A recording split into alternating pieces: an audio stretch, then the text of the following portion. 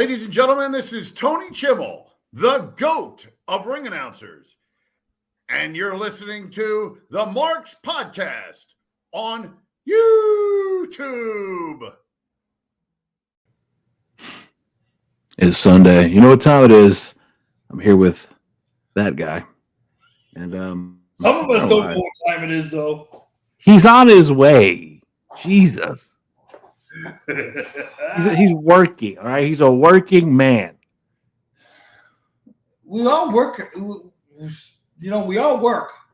You say you work, but you're like an old retiree, like, yeah. Listen. You call living at the old folks' home working. I don't know. Well, listen. If you call me at the old folks' home working, then I guess what I saw last night was somebody who escaped from the old folks' home then. The king? King George? Yeah. How'd he escape from the old folks' home? He's damn good for his age. I'm saying he's 20 years older than me. Yeah, it makes you look like a feeble old man. I mean, that doesn't take much. Well, tell you what, the guy can still at 73 years old. On his fourth retirement tour. The average he makes per show is between 2.5 and 6 million. I'm like, for 2 hours worth of work, how do you get that gig? I need to give me a gig. Hellos of a fucking monster. He's here. Okay, I need to get that gig. He's not here. He is here, but he's not here. Well, he's in the private chat. Well, even when he's here, he's not here. He goes. So, let me make one thing clear to everyone out there. This is a public service announcement. Can everyone hear me? Am I here? We can hear you. Let me make one thing clear to anyone out there. I am the best in the fucking world, and anyone who denies me, you're going down. This is on me. Everyone. This is a public service announcement. I think you need to hit the music. Hey, where's the Wyatt family? Jacob's corner ain't no ordinary space. He rants and raves with that fire in his face. Every word a racket, shaking up the place. The whole block hears him setting his pace.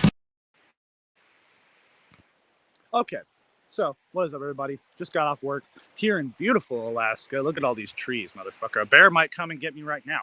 I don't care. That's how happy I am right now in this moment. So, I just want to say this, and I'll be back in the show in a little bit. I'll be right back.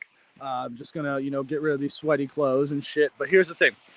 Anyone who doubts me, anyone, fuck you, suck my balls, lick my taint. I mean, don't do that, but like, you know what I mean? Like figuratively, or literally, depending on who you are. I don't know. But here's the thing. Fuck anyone who tells you that you're not good enough. And this is a public service announcement. This is Jacob giving advice right now. So, anyways, that's all I gotta say right now. I'll be back in. Yeah. Jacob's gonna win the truth ignites. No holding back, no silent nights. His race cuts through the darker lights. Every last a battle, every word a fight. Whatever that was.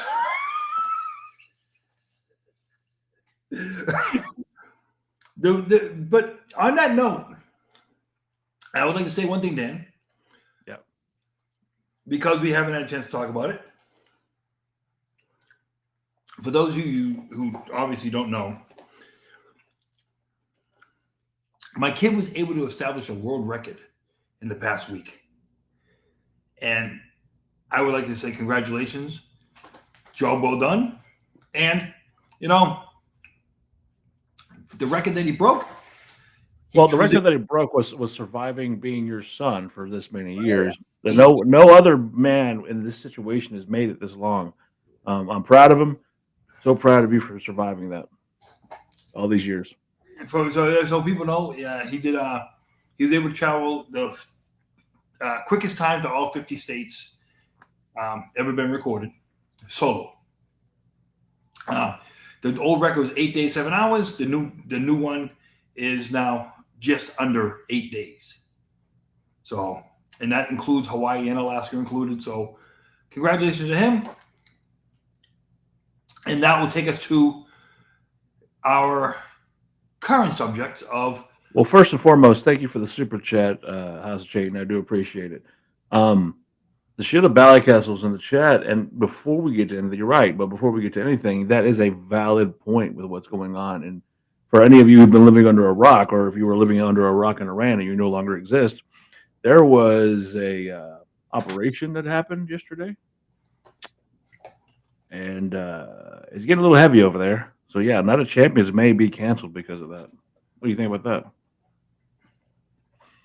In true WWE fashion, what building could they book in a week's time? I don't know, man. I don't live in Riyadh. No. We might know tomorrow night to where they can put tickets on sale to any building in a week's time. MSG? Boston Garden, anywhere. Cow Palace? Think about it. $50 a ticket just to sell the building out. They could bring back the Thunderdome. I don't think they. We know where the House of Chayton wants them to go, to San Antonio. I'm saying is, I believe that if tomorrow night they get on and say, because of recent world events, we're gonna book this building for $50 a ticket or whatever like that, just so that I think I think they could get it done and accomplished. With the Monday Night Raw next Monday, the 30th. I don't see them. I don't believe there is a need to go overseas to do this pay-per-view if the current events keep as it is. I'm hoping, as we all should be hoping, to where they put the safety of their performers over. Okay, so here's the deal. TKO seems to have, for the most part, they seem to care about their employees.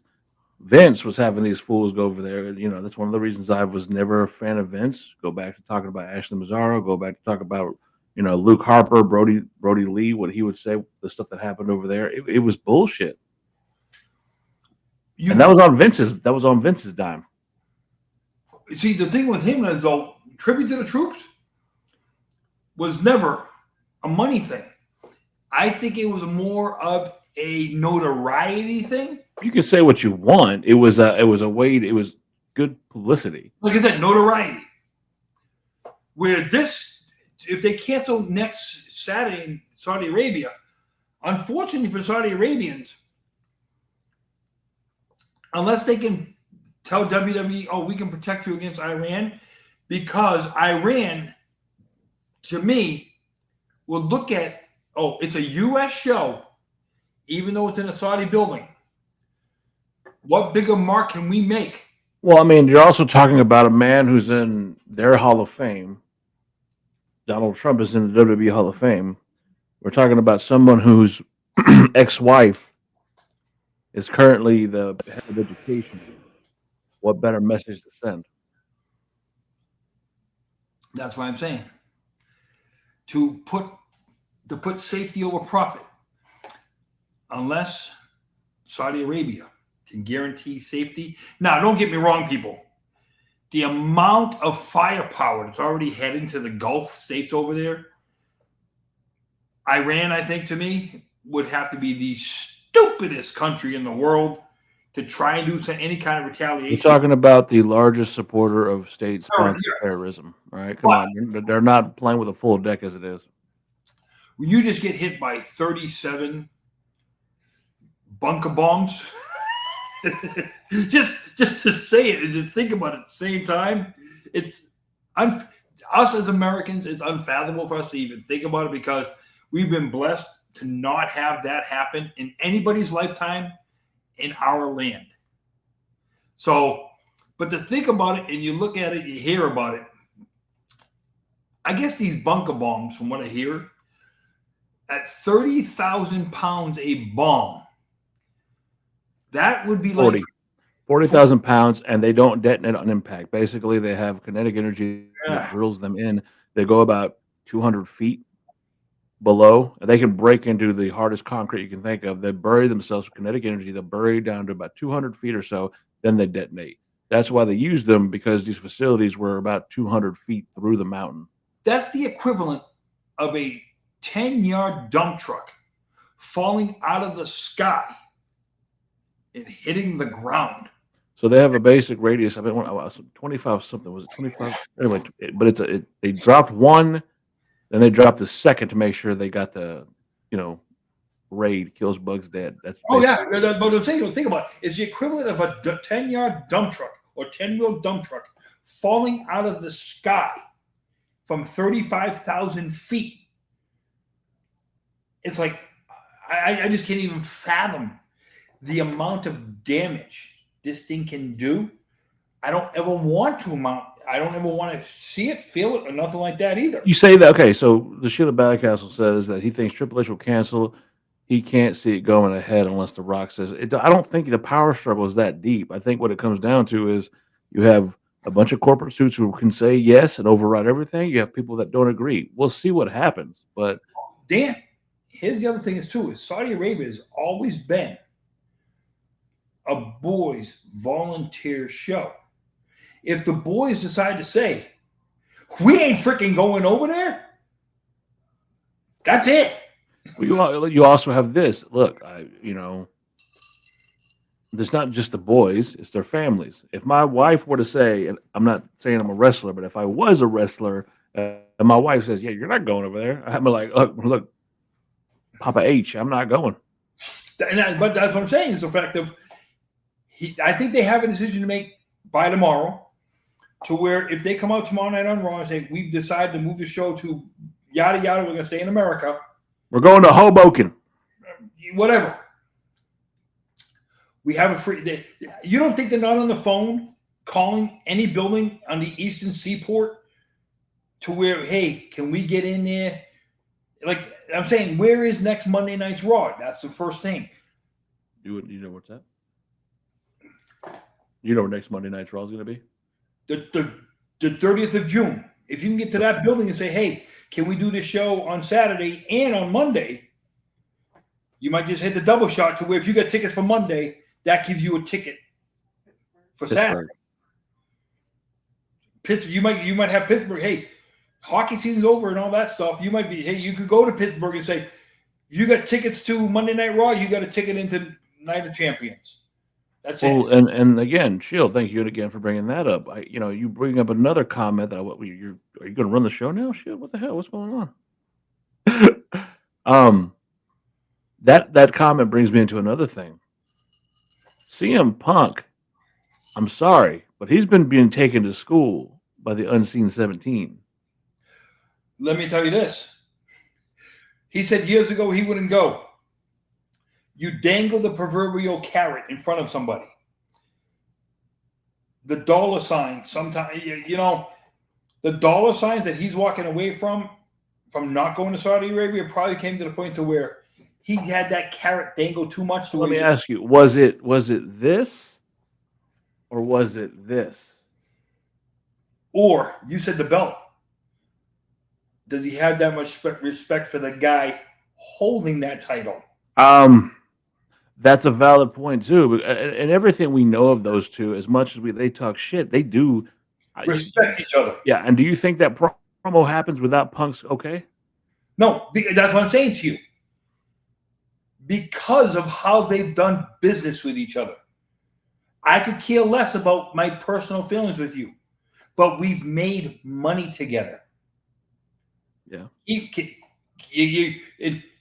For people who don't understand, might not understand that is, I can hate you as a person outside of the ring, but if we can make money in the ring, which is what we're here to do, is to make money in the ring. Okay, CM Punk might be looking at, I'm making money with John Cena.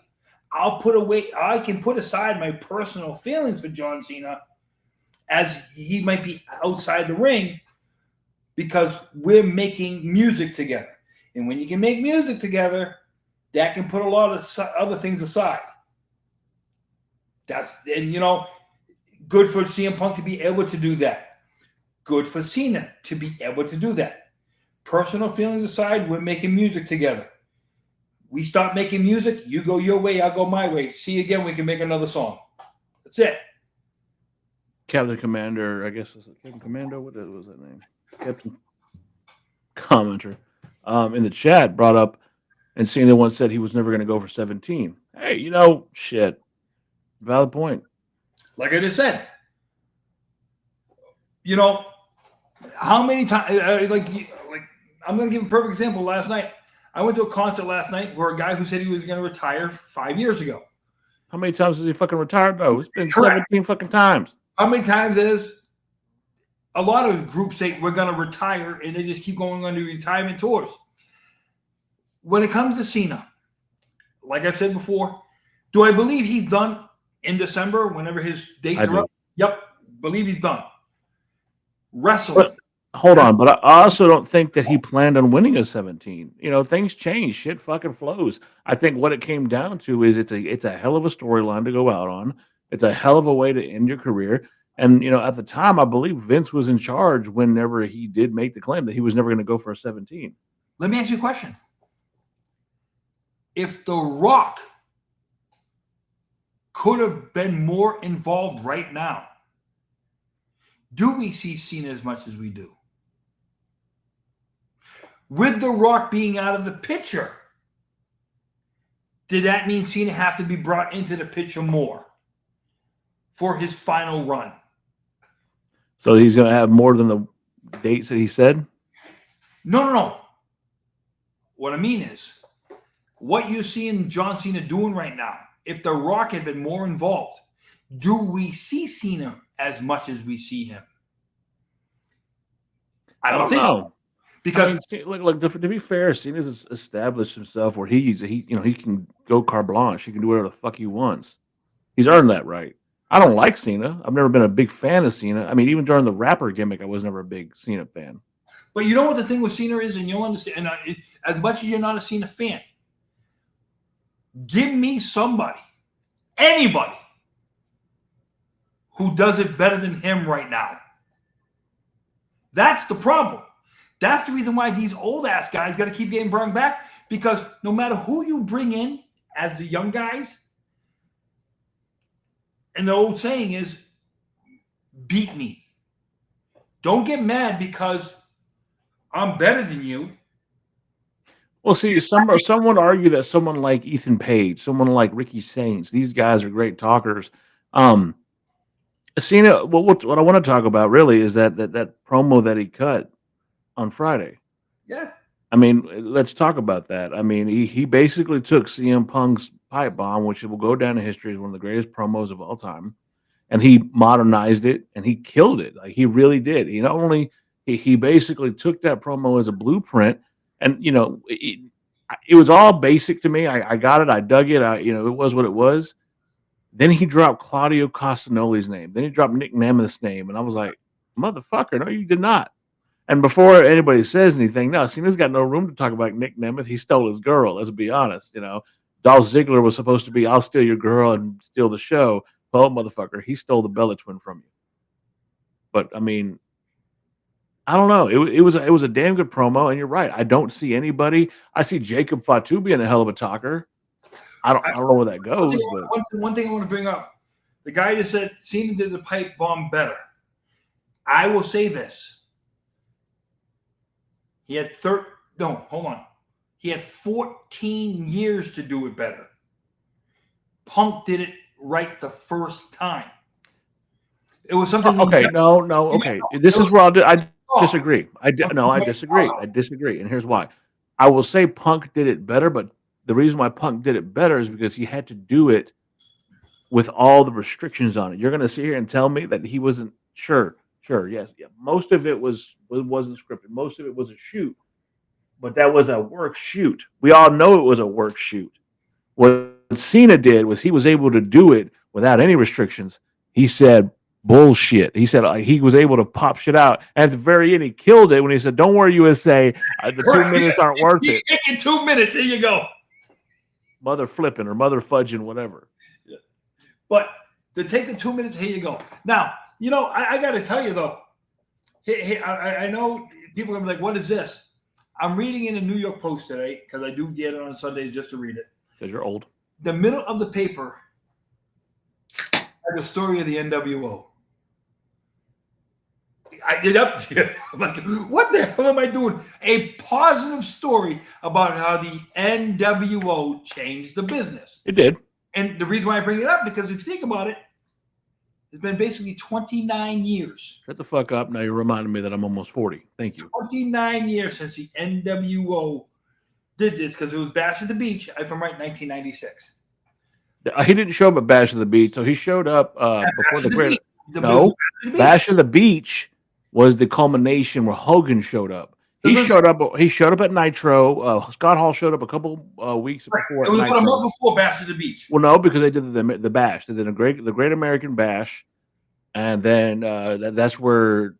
So they did a couple Nitros. So they did 1, 2, 3, and 4 Nitros. Yep. Then they did the Great American Bash, and that's where Bishop got put through the sign.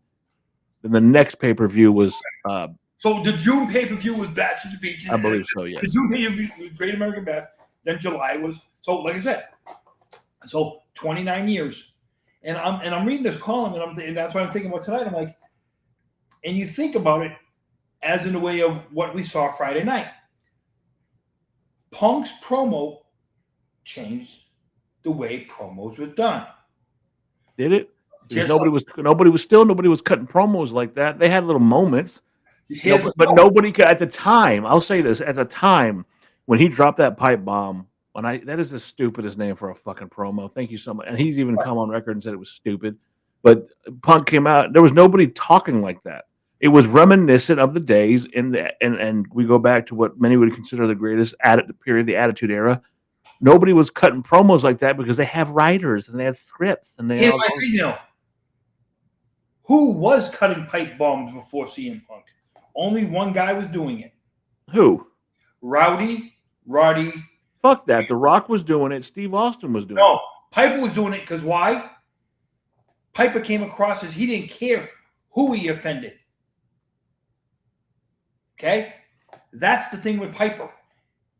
Punk had that Piper-esque quality fight skill on him. Now, no, I'm not saying nobody will ever replace Roddy Piper. Nobody. No. Okay? I'll agree with that.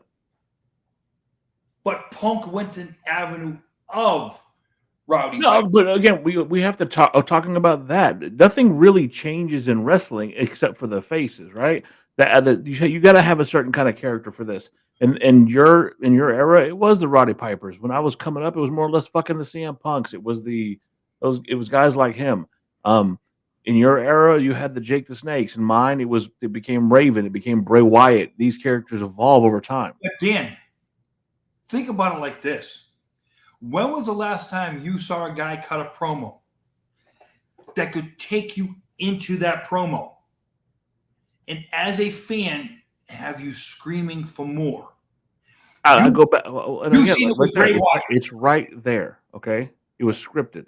And I get it, but the fact was he had to keep it within a context. Hey, wait, we've talked about this before. Just so that everybody in chat knows, I can give you every scripted promo in the world. If you can't deliver it the 100%. Way I need you to deliver it, it's just a piece of writing on a paper. The guy who's delivering that promo has to deliver it that way. If you can't deliver it that way, and as much as I hate to admit it, it's one of the things that made Vince so good. He could do all his promos. And okay, so to be fair, like we were watching Raw the other day, and Trips was watching with me, and she heard Liv Morgan delivering a promo. Didn't know who it was. But the first thing she said is, "God, she's a horrible actress." She could not deliver the fucking promo. Who'd she come out with? Oh, she was screaming. Raquel Rodriguez. I'm trying to remember who she was yelling at. Nikki Bella. Nikki Bella. Yeah. Here's the thing, okay? You're screaming at a woman who's not the greatest promo woman in the world. Nikki was the equivalent of fucking Sable. I'm here for the men that want to see me and the women that want to be me. And that's the thing. When you overcut the promo, now you come across as bad. Overcutting a promo when you're facing somebody, it's like, Liv, you're sirloin. You do realize Nikki Bella, when it comes to promos, is hamburger. Yeah, but Liv isn't sirloin in promo. She can wrestle like a motherfucker. No, what I'm saying is, in a promo, she can be a sirloin. Nikki Bella's still a hamburger when it comes to promos. Problem was, Liv, you just put the hamburger helper. You can't go down to hamburger helper against a woman who's a hamburger. And that's what made it look so bad. Again, I want to say this. I think I speak for you as well. I don't care if you like someone or dislike somebody. I feel bad for Liv. A freak accident, falling and not dislocating her shoulder. I mean, that didn't remind you of Eddie Guerrero, his first move in WWE. Oh, fuck. That sucks, bro. They have avenues to go, but man, if anybody says that Liv hasn't had a hell of a fucking year, then they're full of shit. Like she has been killing it. And I'm not even a big Liv Morgan fan, but she's doing great. But every time she gets ahead, she gets behind because she gets injured. It could be because she's undersized. I mean, some people would say that, but I do want to get back to that fucking promo. I think, in my opinion, it doesn't have to be everybody else's. I think Cena killed it. I think Cena did an amazing job. I think that they're working multiple stories at once, and that's another thing I want to talk about. We weren't here last week because of Father's Day, but fucking R-Truth, Ron Killings. One thing before you go on, I'm going to put it to you like this: that Cena kills that promo only because of the guy he's in that ring with. Well, he gave him permission to use his promo. No, never mind the permission part. I'm saying there's 200 other guys on the roster. The only other one I think he could have killed the same promo with was Randy Orton. I think you're giving that there's Punk too much credit. I think that Cena has always been a good talker on the mic. That's why that's the one thing they attack him with. Remember, even whenever he had his program with Roman Reigns and Roman said, "No, you're going to do this," blah, blah, blah. Like, because they all know what Cena's going to do. They just can't stop it. But because even John's not above. That guy across the ring from him has to be able to sell what John's saying. I'm saying to you, I think the only person in the ring at the moment that could have sold it as good as Punk would have been Randy Orton. Yeah, I gotta disagree. I think you're giving his opponents too much credit. I can walk down the line. Solo didn't get over for shit beating John in their promo, whatever. Fucking Austin Theory didn't work for shit getting over on that. I'm saying to you is the person who could have got it over as good as Punk just did. Punk's already over. It didn't do anything for him. All he had to do was lay there. But now, I will say this. I do absolutely believe that Punk is the right guy to go verbally with him. I think they're doing great with that. Yeah. Now, the only thing that he could have said in that whole promo that might have made it a little bit better, he should have talked about going to AEW. He did. He basically talked about the people he fucked over, like Claudio Castagnoli, like Nick. Well, I'm just saying, no. Could you imagine him dropping a con bomb? That's all I'm saying. If he had just gone that route a little bit better, to where, obviously they've been down that road before. I'm just saying like this. So why would you waste your time going and, as you said, drop a con bomb? You're going to put eyes on a product that most people would consider competition, especially when most people would admit that AEW is on a trajectory to turn it around. Will they accomplish that? Fuck, I don't know. But here's my thing for you. That when you just say that, okay, I say it like this. I don't care what your TV viewership is if you still can't get asses in your live attendance. That means people will watch it on TV, but they won't pay to go see you live. So I'll watch you for free. But I'm not going to spend $1 to go see you live. Look at WWE's attendance live right now. That's my biggest point. That's my biggest issue right now. And you'll say that you're talking about dollars and cents, right? Correct. Listen, in every business, as you know, that's what it comes down to. You're talking about dollars and cents, right? Dollars and cents. That's what it comes down Well, to. dollars and cents would say that TKO is in the whole $4 billion. But what is WWE in the whole? I don't give a fuck. It's the same company, same brand, same everything. But I'm just saying is You can say what you want, but who right now is actually turning a profit?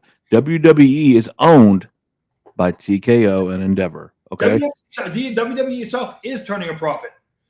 TKO doesn't matter. That has nothing. Look, if you can be the greatest company in the world, if you're ran by dipshits, you're still fucked up. Hey, listen, the Jacksonville Jaguars, if you want to put it that way, the Jacksonville Are Jaguars still a money-making make organization. money, which feeds. They may suck, but they're still a money-making organization. Right. That's the only reason why AEW isn't losing money. Right, because right. Jacksonville AEW may Jaguars- suck, but they're still pulling in revenue. AEW's books are still in the black. No, they're not. Yes, they are. Because of the revenue they're getting from television and because of the revenue they're getting from TV. They're not in the whole fucking $4 billion. Wait a minute. All wrestling attendants they're not on all-time lows. Well, I will say this: WWE's attendance has dipped a bit, but that's always this time of year. If anything, I would say WWE's attendance has It's higher than what it normally would be. I'll give you that. leveled off. If you anything, it's leveled off. But also, you can also say that about the quality of the shows lately. Where I was looking forward every week to watching the show, I personally will say that WWE, but I don't watch AEW as much either. Tomorrow night's Monday Night Raw has the potential on paper to be a great show on paper. Does it turn out that way? Every show has the hope and desire, but you can hope and desire in one hand and shit in the other, and tell me which one gets killed first. I get it, but they have the potential to have a great show tomorrow night. Problem is with AEW, they don't announce half their show until the show's about to start. So And this you is know, be the best we've talked about this. So AEW has become the rebirth of WCW, in my opinion, where they had a clusterfuck going on, and there's been on record multiple people saying that WCW was a shit show because Eric Bischoff didn't know what the show was going to be till the show started, right? And Tony Khan's on the same progress. He's there. Okay. But I'll say this: I'm more curious about what's going on with MJF.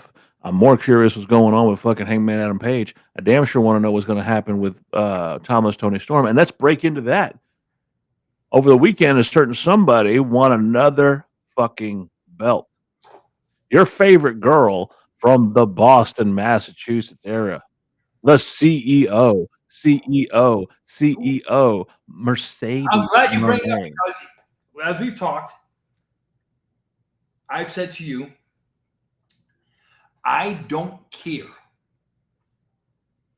about the amount of money you make and that you have 100% creative control. Well, I care about that part. If you do not do what's right for the business. And we all can agree, Mercedes Moné right now is not doing what's right for the business. She's not. No, we had a discussion about this one morning, you and I, and it could run one of two ways. One, she gets that belt at All In Texas. She goes in there, she takes the fucking belt off Timeless Tony Storm. Everybody fucking boos her out of the thing, and she does the unthinkable and has all the belts. Yay! Or this has all been a build-up. Tony Storm wins, and she's champion for 3 days. What do you mean? She loses the belt? Right back on Dynamite on Wednesday. Mercedes? No. Tony Storm wins on Sunday, and Mercedes wins on Wednesday. Oh, it's still the same difference. If Mercedes wins that belt off of Timeless Tony Storm, then it's all been for naught. And that's why people, I'm hoping you understand what I'm saying this. Mercedes Moné has a aura about her. And I'm hoping that when it comes to All In Texas, short-term pain for long-term gain. does she finally start to say to herself, I need to sacrifice my short-term pain for the long-term pain of the business? Or does she go short-term? Like I said, she loses it on Sunday, wins it back. Also, some of this we can't all put on just fucking her. Yes, we can, because she has 100% creative control. Hold on. Does she have creative control in CMLL? Any organization. I feel like there was a disturbance in the force. I heard it was kind of like, I don't know, it was like some type of name of a wrestler that got me kind of, I think I just materialized out of thin air, because are we talking about a certain someone who has too many belts? Is that what we're talking about? Yes, we are. And Jacob. Yeah, it's like, I don't know. I was like, I heard like someone whispered my Winter Soldier code phrase, and I just woke up. Yeah, I'm just like, what's going on? So what we were saying is, I understand this part of it, okay? I don't know if the base salary going down as much as the 30% merchandise. I think the 30% merchandise thing is absolutely incredible. Where for every shirt you're selling, you're getting 30%. I think that's outrageous. It used to be 2%. Is there such thing as 0%? No, because that's what she. No. If you're in AEW, it's 0% because that's why he gives guaranteed contracts. Hold on. Fuck you when you say 30% is too much. If you're putting my likeness on a fucking t-shirt, you're making money off my back.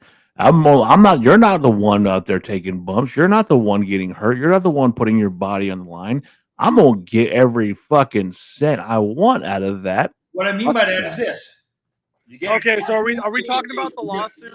No. You're getting $5 million to get into the ring. Okay, but then on top of that, you're getting paid per appearance. And then on top of that, you want 30% for your royalties. If my name is Joe fucking in Hawaii and I'm fucking carried your company through COVID, if I'm Joe in Hawaii and for 3 years I held the fucking highest belt in the land, if I'm Joe in Hawaii and I walk into an arena and they say OTC. Hey, wait a minute, okay, listen. I'm paying you your $5 Can million. we stop pretending that Roman Reigns isn't the fucking most shoved down our throat wrestler that's ever existed, ever? And again, he did this. He got it right towards the end. But for him to go out there and be like, "Oh, yep, I'm a grizzled vet. I'm tired." It's like, motherfucker, you got handed everything that you've ever had. 1,500. Hey, wait a minute. Hold on. 1,300 days as a champion. He defended his title 20 times. Exactly. Okay? So can we stop pretending with Roman Reigns? So what you're saying to me is, 1,300 days he worked. He defended it 20 times. He got paid $15 million. And now people are calling him. That sounds like someone I know that Gerard likes so much, brother. Wait a minute. 500 times in the same amount of time. How many of those wrestlers are black? Like, Roman Reigns is the most overrated wrestler of all time. Jacob, and I will absolutely agree. I will absolutely agree that he has been shoved down our throats, but he got over. And yes. it took him long enough. I don't care. He got over. Take away COVID, and he doesn't get over. Exactly. He would have never. So he got over during a pandemic, and he was still over when the fans came back. He was over. Yeah, no. Because he was shoved down our throats during the pandemic. I don't give a shit. It still happened. He was shoved down our throats before then. He never got over. He was booed out of every arena. Because what was over about it? Roman Reigns, because again, once he started talking hood, and once he started doing that shit. Once he started being himself? Yeah. Once he started again. Once he didn't have shackles on him and he didn't have a company.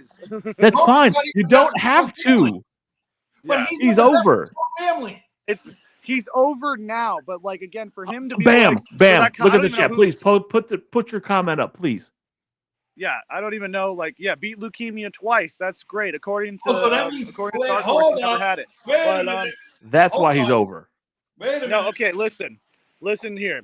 Okay, first of all, I don't know who that is in the chat, but like, please stop calling wrestlers by their shoot names. That's the cringiest fucking thing ever. You don't know Joe, so don't go.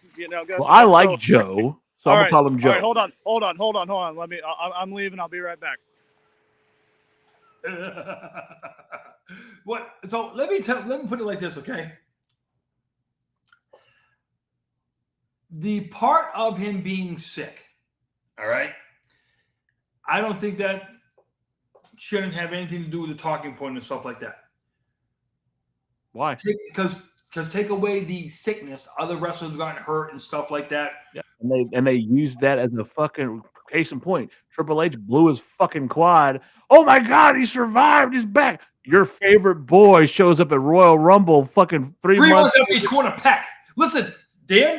Oh my God. What? Listen, hold on. Is he right now? Hey, listen, can I tell you one thing? If me and you tear a pec, are either one of us back to work in 3 months? I don't give a fuck. So. If I have leukemia, am I coming back to work?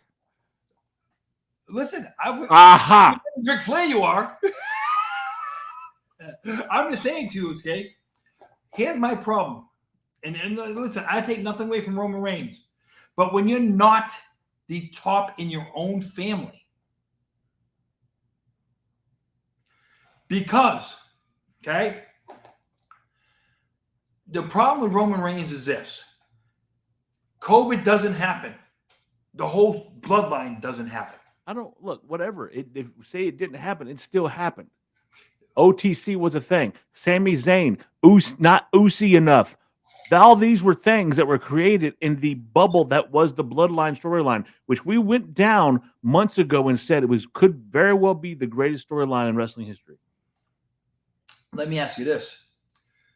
Since we said that, what has happened to the damn bloodline storyline? It's splintered off into some shit. But you know what? We do have one guy who I think could very well be the headliner of WrestleMania next year. One guy who came off the bloodline who looks damn fucking good. Not what I mean? Let me guess. I hate you. Solo? Yes. Right. Here's my thing about that. The fans are going to make him. Not anything the WWE is going to do. No. He made him. No, what I'm Jacob Fatu was allowed to come in and be himself from the jump. He wasn't put on a fucking hint. What? The bloodline is not one of the greatest stories in wrestling history?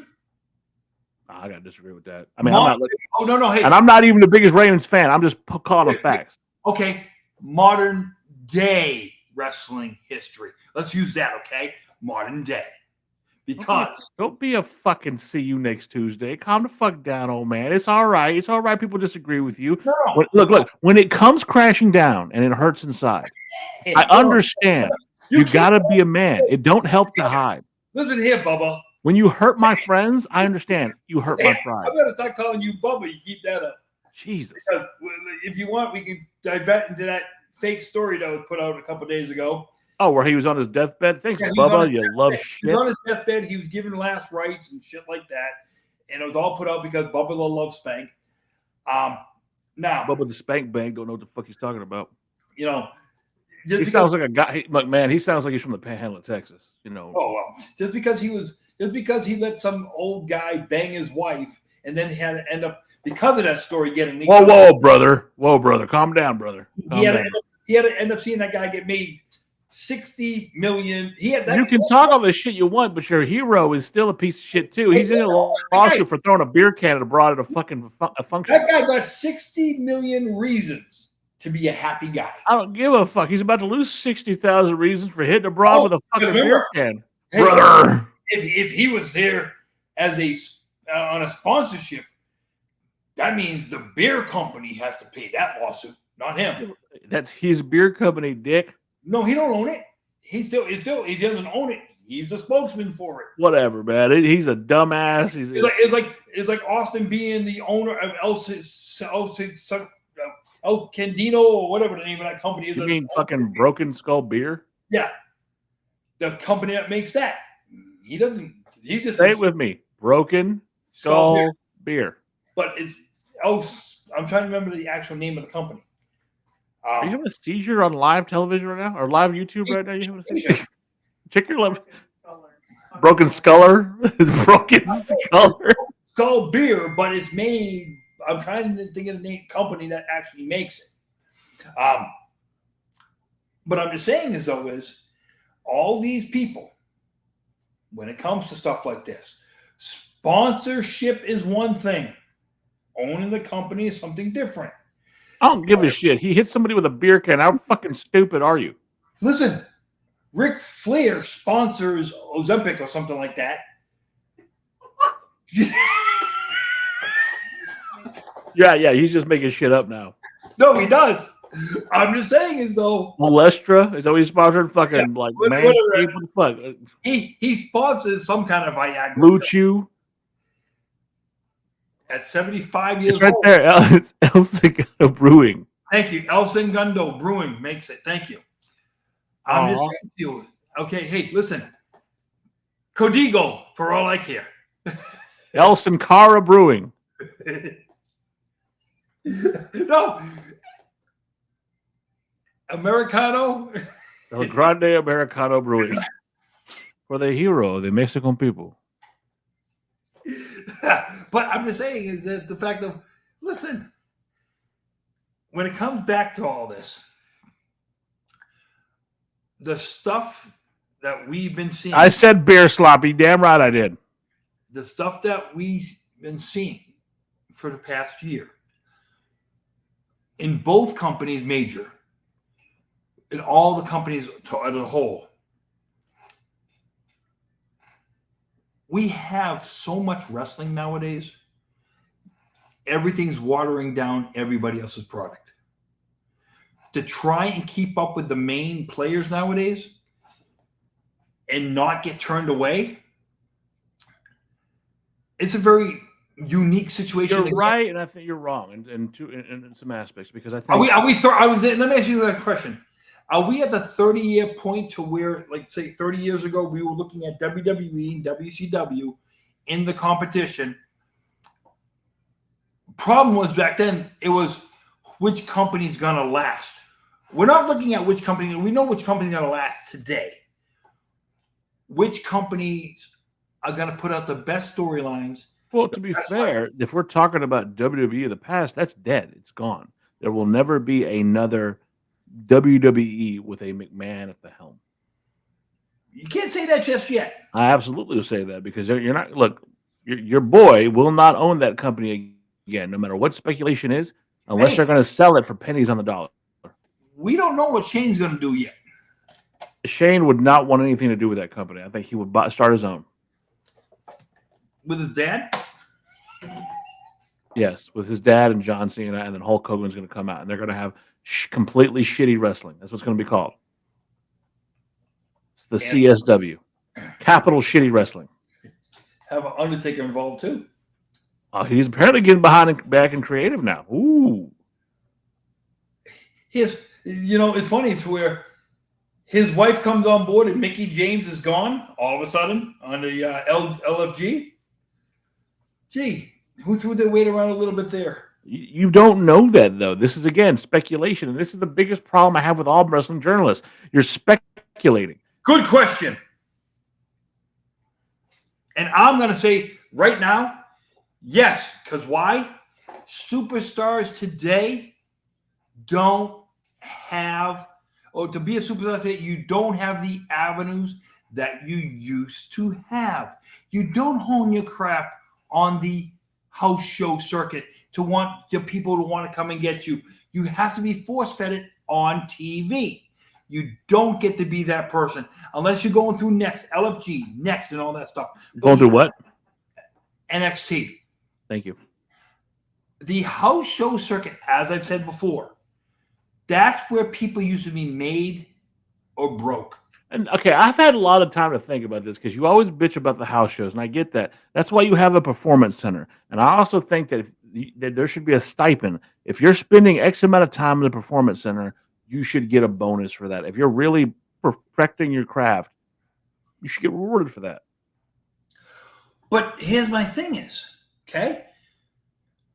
when I was working there, it was 10 days on, 3 days off. 10 days on, 3 days off, right? Yeah, but you work for fucking Ramses. You work for fucking the Pharaoh who fucking whipped y'all motherfuckers and made you build pyramids. But here's the thing. These guys don't even work 3 days in a month. Some of them don't work 3 days in a month. How do you hone your skills in front of a live crowd if you don't get the experience in front of the loud crowd? Loud.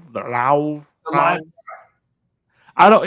You're right. I'm not going to argue that. You're absolutely right. But hey, right there, TKO is still $4 billion in debt. The other thing I was thinking about is I read something the other day is the squash matches that we all grew up watching, to where your higher echelon of guys would get over squashing jobbers. You don't even have that anymore. To where you'd have that guy, like, we'll give a guy like the Macho Man who used to compliment his jobbers for saying, hey, guy, that's your job to do what you're doing for me. Because he would come out and say the jobbers used to thank him. And he would say, no, it's your job. I'm getting to where I'm going because you're doing the job you're doing. That maybe so much not the house shows anymore. If we went back to Monday Night Raw, having guys doing squash matches like that, and I'm not talking about squash matches against, name wrestlers, up and coming wrestlers who want to try and get a spot. Not everybody got to be your Gilberts,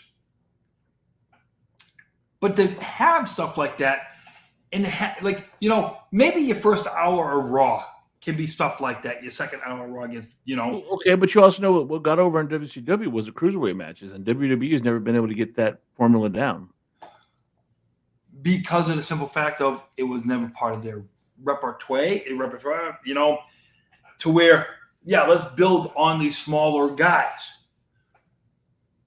But again, you can say what you want, but WCW had something that WWE didn't. So WWE at that time cast away their legends like the Hulk Hogan's of the world, the Kevin Nash's, the Scott Halls, the guys that were getting older and wanted more money. Okay, WCW took those guys, and Eric Bischoff, for all the negatives said about Eric, he was smart about building a wrestling program in the building. Okay, in the beginning. So he had the cruiserweights first because that sucked you in, right? Rey Mysterio. I was literally watching with one of my mentors the other day. We were watching Rey Mysterio, Eddie Guerrero, Halloween Havoc. And we watched that match, and he was in awe because he had never sat there and watched it. He was like, wow, that's incredible. I said, hold on. Here's 10 years later, SummerSlam, Eddie Guerrero versus Rey Mysterio for the custody of Dominic. Same kind of match, but it was with introduced a ladder into it, and they had a quality match even 10 years later. Hold on. Eric Bischoff understood that. This is what Eric Bischoff also understood, talking about squash matches and talking about that is a very good thing. But he took those old timers, and they were guys that were willing, some of them, to make some stars. Perfect. I'm not saying Hogan, because your boy Hogan's a piece of shit in my opinion as far as the history of wrestling. He's proven that himself. Diamond Dallas Page, right? He was WCW's People's Champion. He was the shit. He wouldn't have gotten there though if it wasn't for a little conversation where you got some guy talking to him and saying, I think we're going to take the diamond cutter tonight. Yeah, I'm going to do that for you. I'm going to get you over, brother. He doesn't get there without driving the honky tonk man. No, okay, say what you want about that. They were all tight. But Macho Man came out, says he's going to take the diamond cutter tonight. He doesn't have to do that. He thought long game. Page is a guy they want up there in the main event. Page, okay, go even further than that. Page, before that, was the first guy to give the diamond cutter to a member of the NWO and say, no, I'm going to go against the grain. The NWO at the time, I believe, was Virgil, Boss Man, IRS, who was called Wall Street and all that, Big Bubba, whatever, was Boss Man. and there were a bunch of old WWE guys. They approached Page being one, other than the Giant, being one of the first WCW guys, and in storyline, he turned them down. In interviews, you find out that Page was like, "No, I'd rather not be part of a big group. I'd like to do this on my own," and he did that. Well, let me, in fairness to Savage, okay? Savage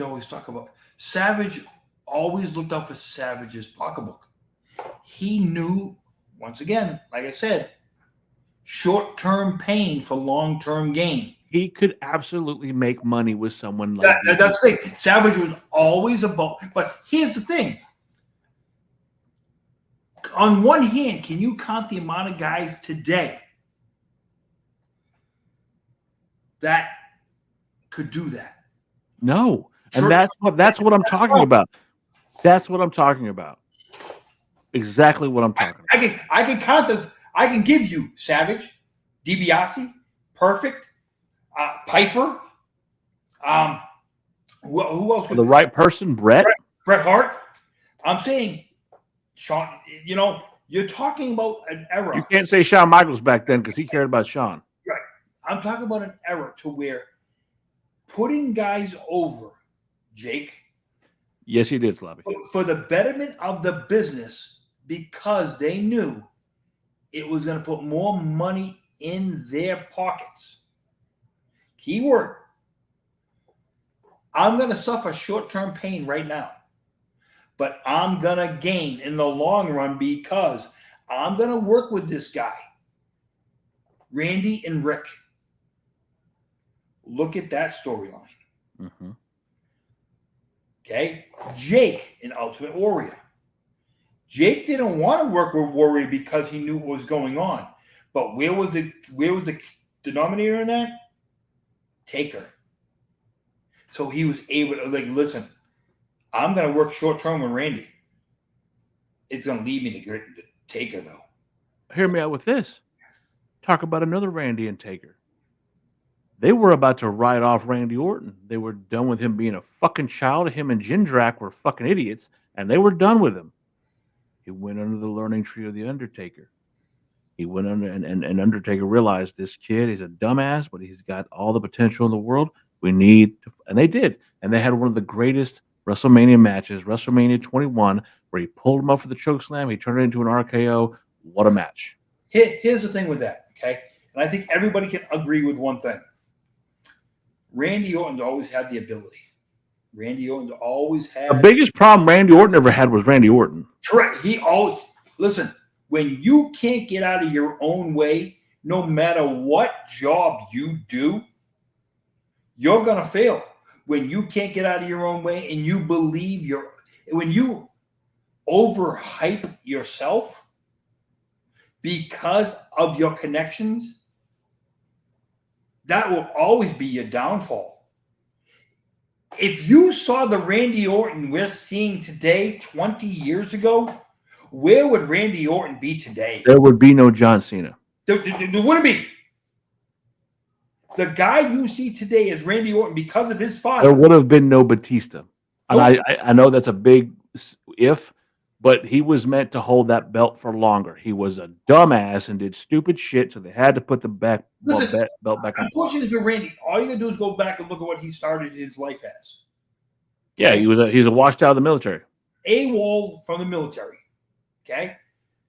And I wasn't there. You weren't there. I don't know what the reason was for going AWOL from the military. But then you get into the business that you're in and you keep the same attitude? No, Randy. No, but here you can say that all you want, but remember, this is the son of a wrestler, okay?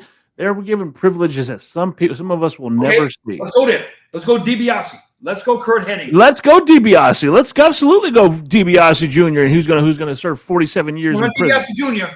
DiBiase. His father was a wrestler. Ted DiBiase. His father. Kurt Hennig. His father. No, but was he a wrestler? Was he a wrestler to the caliber of his father? Was he on TV every week? DiBiase? DiBiase.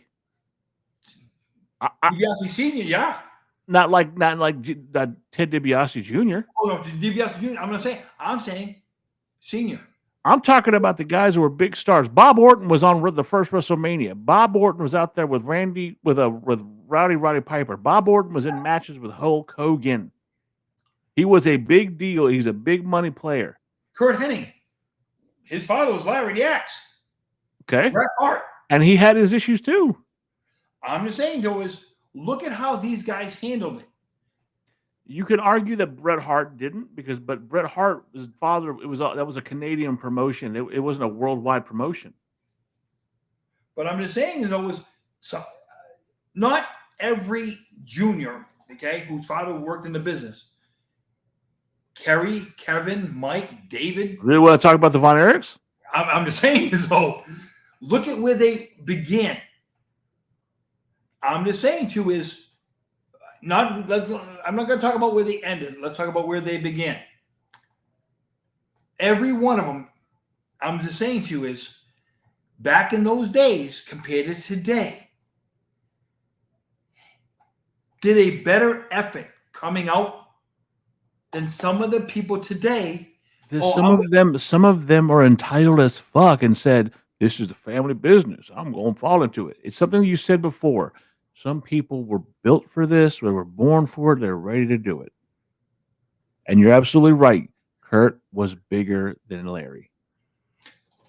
Why? Because he had a bigger platform in the WWF, WWE. Because I'm going to tell you this right now. Before he went to AWA was only a Midwest territory. Listen, when he first came to WWE and he faced Eddie Gilbert, these two guys weren't supposed to go the way they did. Eddie was supposed to be much bigger than Kurt. But Eddie Gilbert had his demons too. Eddie Gilbert was a jackass. Kurt left and went to AWA, made his name in AWA, came back to WWE. Now, is there anybody out there who can tell me if anybody else could have got across the Mr. Perfect gimmick? No, and we've had this discussion because Kurt Hennig was so naturally gifted that he could do it.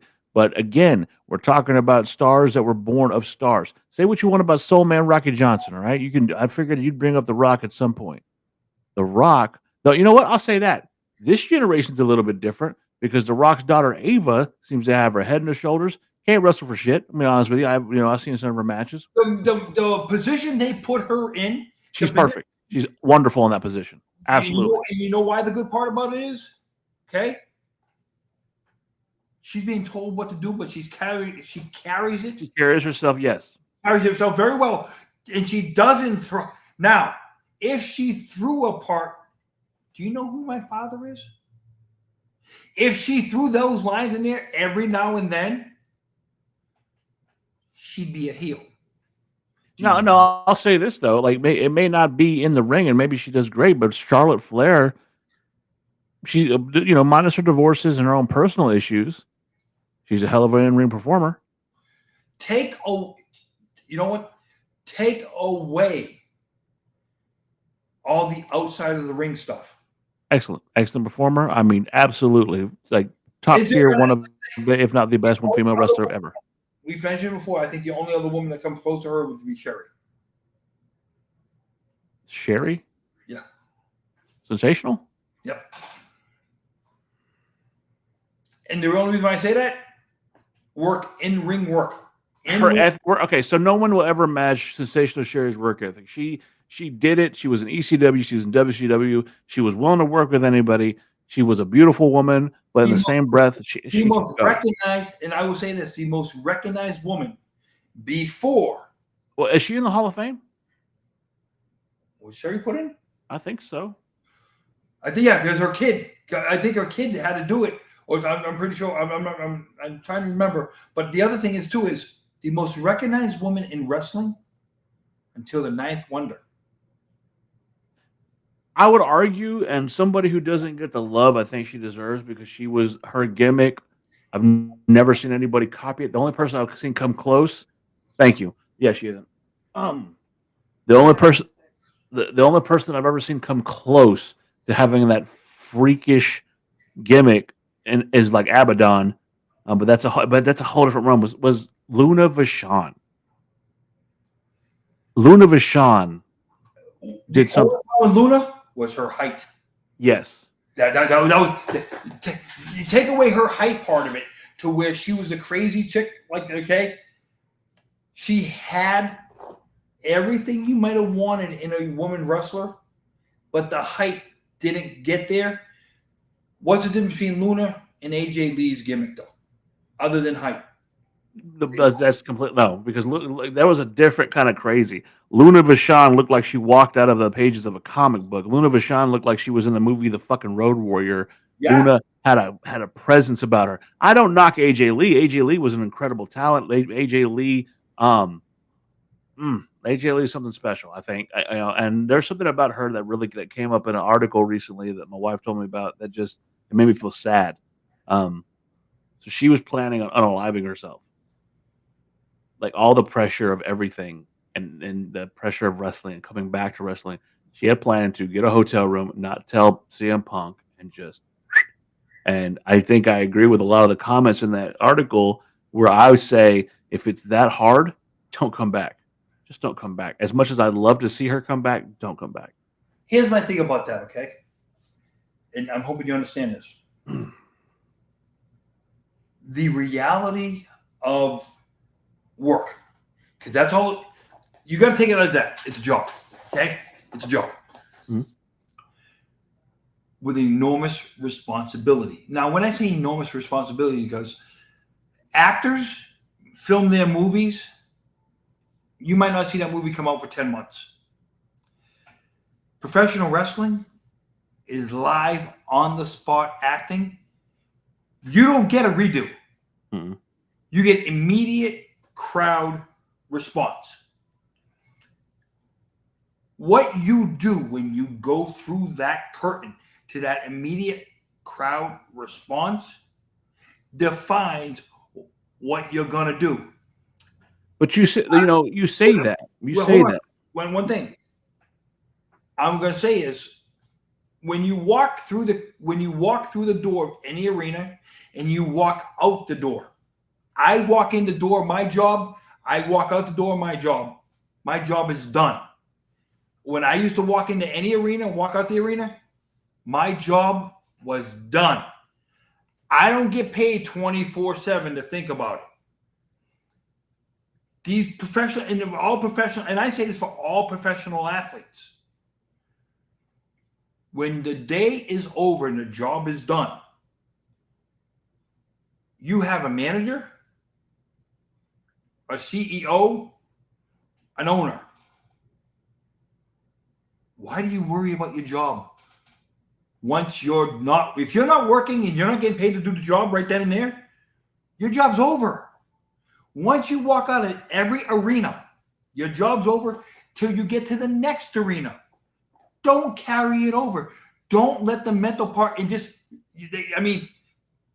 think of it as the job part of it. Too many athletes put too much on themselves instead of just saying, I want you to read that last comment. Yeah. My ex-wife did too. And you caused it because you were married to her. What I do want to get at is that career path. It's hard, but it's not. You can have a horrible debut and still turn it around. That's not when people say you only have one chance to make a first impression. I disagree.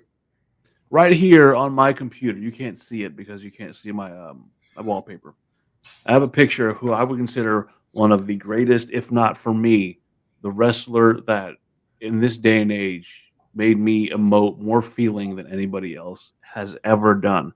I've said it candidly that I loved Jake the Snake, that I loved Raven, but this guy, I wept on his death. I have an emotional attachment. I got enough to brand his logo. We can't really see it there on my arm. And that's Bray Wyatt. Okay. Bray Wyatt started out as Husky Harris. And when he came out as Husky Harris, his gimmick was the Sherman tank with the Ferrari engine. And it was stupid. It was horrible. It was not him. And I've watched every documentary you can see on Bray Wyatt. I've watched every piece of information I can see on Bray Wyatt because I have been such a fan of his character. In fact, my wife knows this. I bought 3 shirts of his, and my plan is to take them and put them up on the wall. And there's shirts of him as the Bray and a tarot card, and one of us is the Fiend and a tarot card. And I want to put them in the background of this office. But anyway, that being said, there is a level to this. There's a level to understanding these characters and the emotion they emote from you.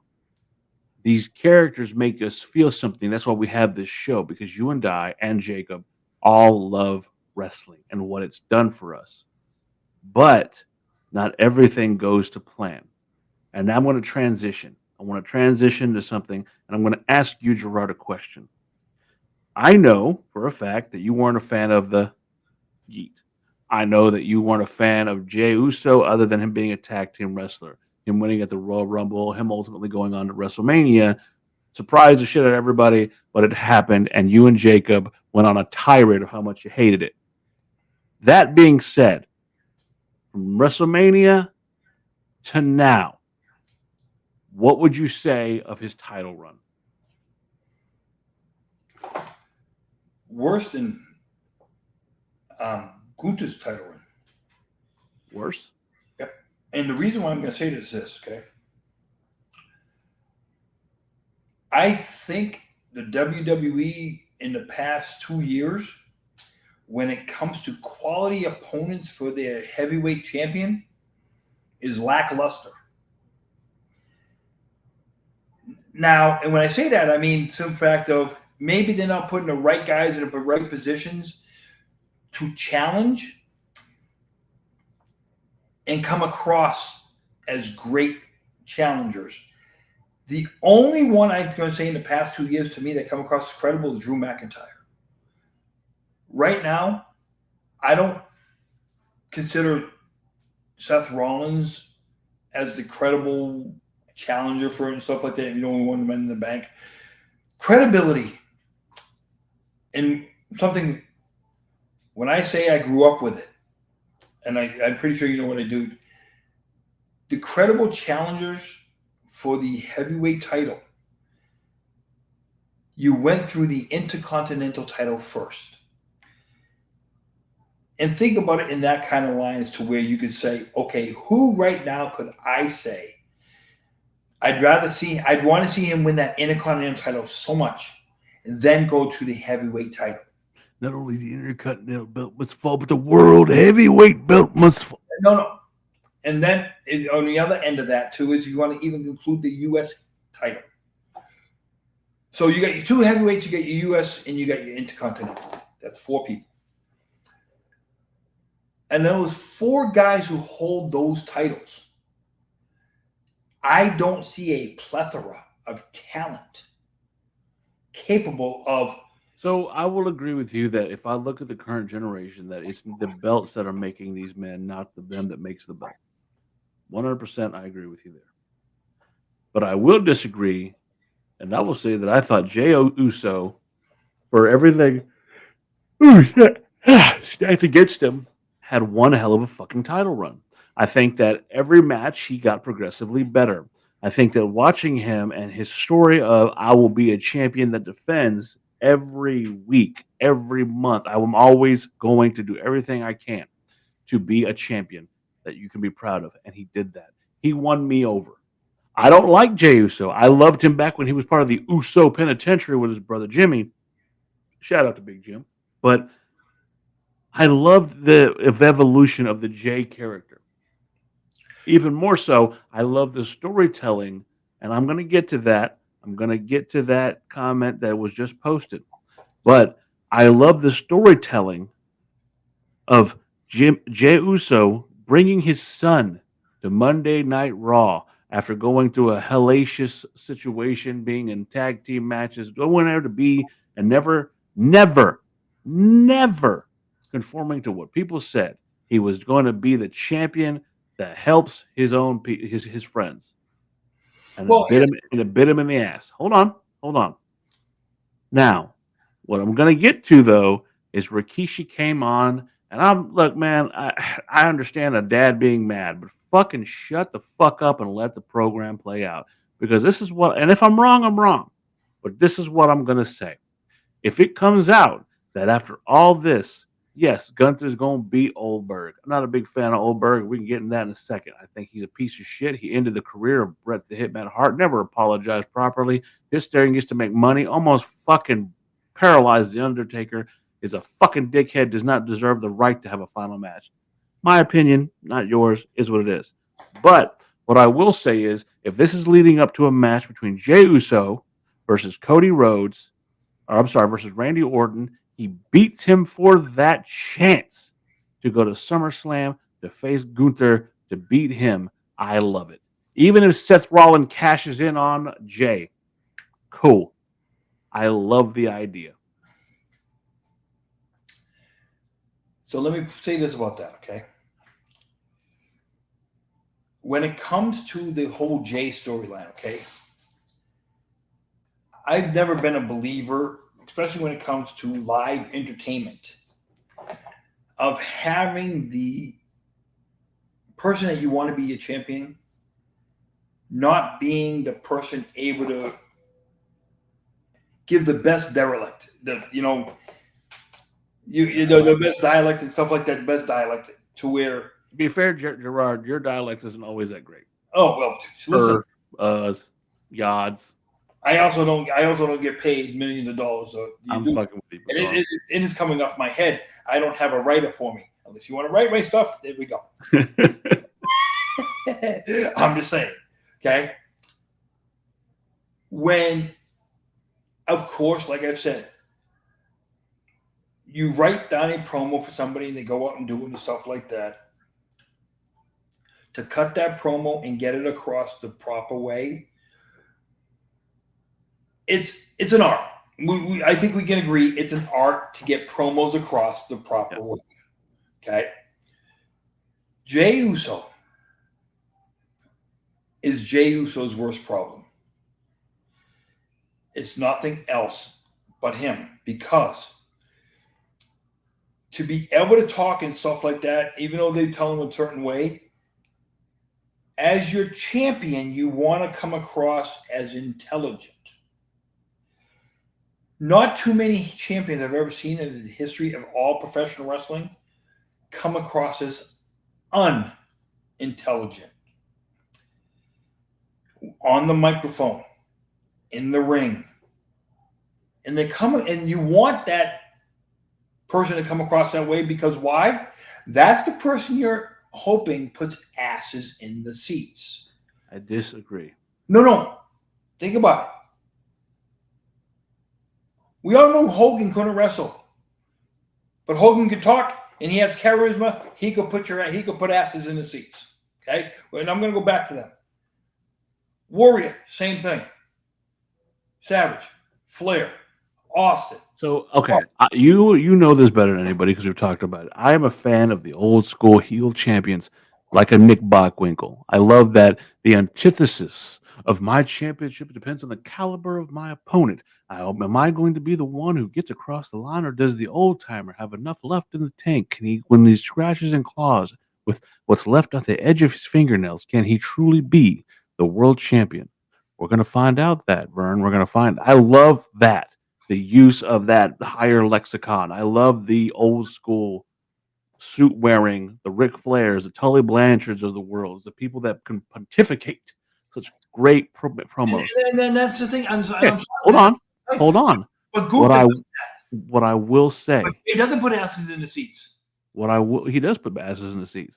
Look at that crowd. You can say that all you want, but numbers are one thing. Look at that audience. That does not lie. My question is this, okay? If Jey Uso's not on the card, is the crowd still sold out? Absolutely. He's pushing merch like no other. Listen, there's a difference between pushing merch and putting asses in the seats. Merch is still their top is. You can say what you want, but they make so much. Look at the shows, and this is the reason. And I'm going to go right back to. Okay, but before you get to that, I want to say this. I want to say this because you said something about the verbiage he uses. We are in agreement that there's another guy that speaks like him, looks like him, is athletic as him, just bigger, and speaks probably more broken fucking English and hood ass shit.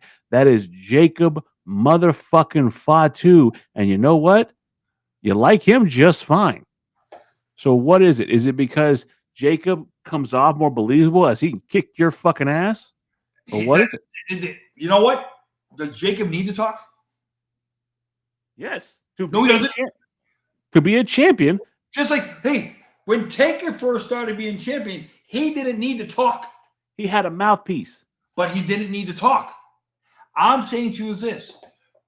All great champions don't need to talk. If they can get into the ring and back up. Bullshit. You bullshit. No. You saying Ric Flair would be a great champion?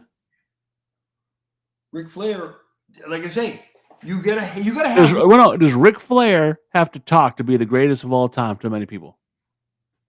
Ric Flair was a talker. He wasn't the wrestler. People call him the greatest.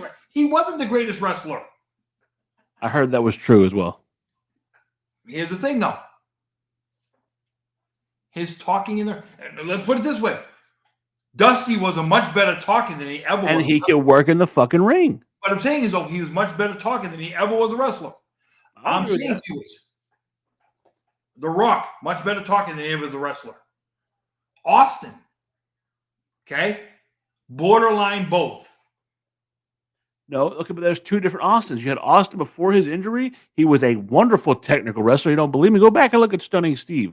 Oh, no. I'm saying borderline both. He couldn't talk that much until Paul Heyman said to him, go cut a promo. What? You just want me to cut promo? Go cut. That right then and there turned Steve Austin. Paul Heyman telling him, go cut the promo. He could work. I want to give an update on Jacob. So his Wi-Fi decided to go fuck you. That's hard. And I'm just saying is, though, he could work. But the part of him, listen, Eric Bischoff, in his own words, why do you need Bill Goldberg if you just push Steve Austin the same way you push Goldberg? And I get that. I do. But in the same Goldberg, breath, you're denying that Jey Uso has done an incredible job putting asses in seats. I'm saying is, though, if Jey Uso's not on the card, are asses still in seats? Absolutely. But he was pushing. Okay. You love you some John Cena, apparently. John Cena did the same thing Jey Uso did 10 years ago. And you know what the difference is? What? One of them get pushed by the owner. And one of them is getting pushed by the new owner. No. Here's the thing. Here's the difference. You had to find one of the two. Jay's getting it done. But how much how much does he really get? Let me ask you this. Jey Uso does the youth thing. If Sami Zayn had won the same take Sami Zayn down the same route as Jay. Does Sami Zayn have the same stuff right now as Jey Uso? Not even a little bit. Kevin Owens. Kevin couldn't pull that off. I love Kevin. Couldn't pull that off. Kevin's a far greater talker than all of those guys, but I don't think he could have pulled that off. Then why pull the switch at WrestleMania if you're going to have Goldberg come in? Because I don't think that was the plan originally. We're also talking about the time when, remember, Jay had come out and said before Rumble he was planning on taking time off.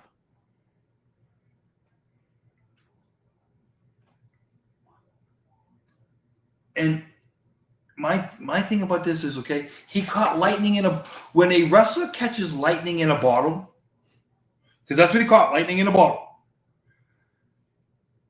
When you catch lightning in a bottle, how much of the fans really behind you when you catch that lightning in a bottle? They're still behind him. But listen, if El Grande Americano won the title tomorrow night, and he held the title for 2 months. God willing, it could happen. And if he held the title for 2 months, same amount of time as Jey Uso won, how much do you think the crowd would be behind him? Selling his merchandise. He's carrying the dreams and the hopes of a nation. How dare you bring? Hold on. How dare you bring a Grande Americano into this? No, I'm just saying to you, you have the same guy who gets booed out of the freaking building, puts on a mask, and they're two different people, Gerard. Oh, whatever.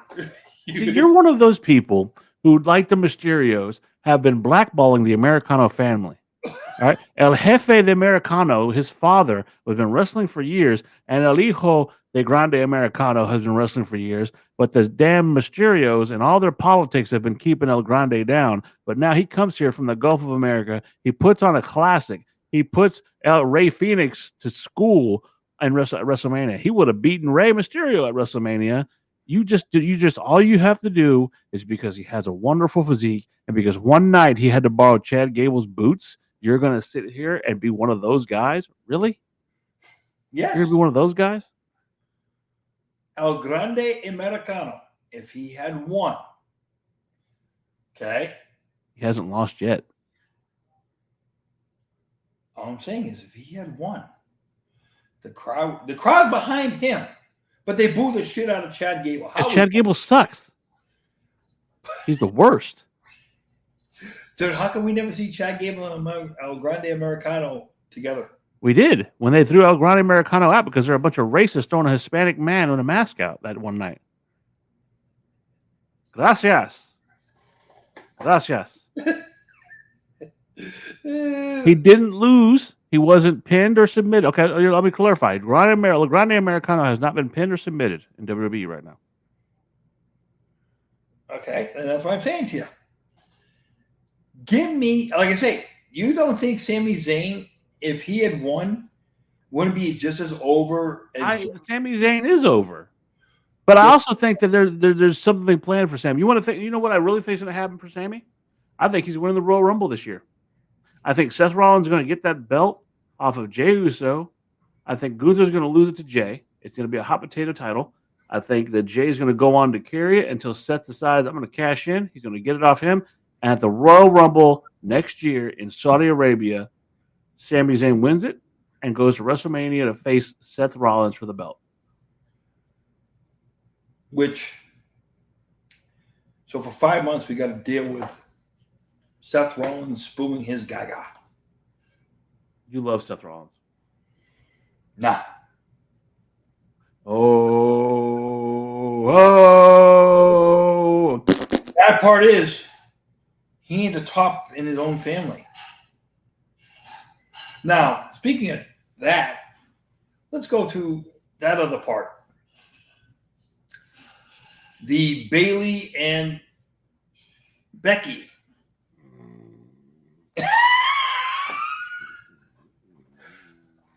Did her ACL injury, totally take Bayley out of the equation? Bayley's been out of the equation for fucking, I want to say a year now.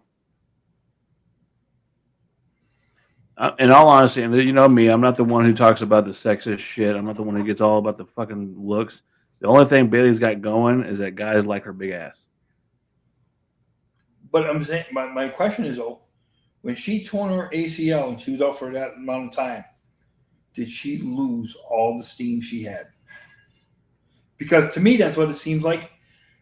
If she wins the title back, now mind you, I like the little scenario could be going on. So if she wins the title back, then you got Lyra already in. Hey! We're talking about Lyra and Bayley. Yeah, sorry guys, my Wi-Fi went out again. Like, I don't know, I feel like a disturbance in the force happened because I wasn't even listening because my Wi-Fi is out, like I said. And yeah, you guys are talking about great stuff right now. What's up? We were talking about We're talking about Bird Girl right now. We talking about Bird Girl? Yep. Well, what we're saying is Monday night. So tomorrow night is going to be a match, Bayley and Becky. And if Bayley wins, hold on. Go ahead, Jacob. Well, hold on. No. He said Bayley and Becky. What were you going to say? Bayley and Becky. It's just. Oh, I figured you would. It's just a. Oh no! Becky's looking more and more like a skeleton to me. I don't know what's going on with her. Something happened. I don't know what it is. Ever since she came back from like her little hiatus, you know, it's just something's off. I don't know what it is. Again, her against fucking Bailey is not doing it for me because it's not like no one cares about Bailey. Bailey really tries to talk herself into her promos most of the time, and that's really annoying. Like, and again, you know, if you know what I mean, you know what I mean. Like, again, she has like, I don't know, like she has faux confidence, if that makes any sense. Like fake confidence. Because like I don't think she believes in herself, and Becky, like it's just off again. And like I remember Bailey just did an interview like a week ago or something, and she's like, I've never been really close with the 4 horsemen women. So here's the deal: Becky is holding that, and I agree with that comment. Becky's not losing that belt for a while because they need to add something to that belt. The one thing, and I think that Zelina Vega is going to lose it because they want Julia to hold that belt because I like Zelina. She's not done anything for that belt. Chelsea Green was doing something for that belt. They took it off her too soon. As much as I do like Zelina Vega, Becky's going to hold that belt because they want. I think WWE's tired. Hold on. I think WWE's tired of these women's belts not meaning shit. Tag team belts haven't meant shit forever. The women's belts just don't mean shit. Then why would they make more? That's the thing. Like that's so annoying about it. It's just you know, there is a women's belt in WWE that does mean something, and that is the NXT Women's Championship. The women's champion NXT, and there's one woman that's getting that belt over with one move. that is Soul Mother Flippin' Ruka, and that's Soul Snatcher. Oh my God, yes. Like, can this just be a Soul Ruka podcast? Like, can we just talk about that? Come on. Like, but I do apologize for missing most of the show. But like, again, have you guys talked about the lawsuit with AEW yet? Ooh. Lawsuit about what? Yep. Oh shit. Well, okay. So Julia is amazing, and again, she's not getting over. I think they really fucked her up trying to turn her heel or whatever they're doing with Julia. Love Julia, but AEW is currently in a lawsuit, and somebody is suing John Moxley is being sued by this what? Fuck. I just had a mini stroke right there. Sorry about that, guys. So AEW and John Moxley are being sued because John Moxley pushed an extra, and this guy said he had multiple injuries, and literally like, and people online are complaining like, how, like, you know, the push didn't even look that bad. And it's like, have any of you fucking dumb motherfuckers fallen down before? Like, it just only takes one wrong move to fuck yourself up. So he's suing him for damages. I think it's like 20. Like, I don't know if Trips can pull that up, but like the lawsuit, if this goes through, AEW's fucked. And I don't mean fucked like they're going bankrupt. That means like the floodgates are going to open up because literally in the lawsuit, it says John Moxley has a history of being reckless backstage and this, and that. So if this goes through, the floodgates are open because this is not the first time John Moxley has done this to like an extra. Oh, this is the thing where the cameraman said nothing's planned out. That's right too. Nothing's planned out. Yep. There's no production. There's no production meeting.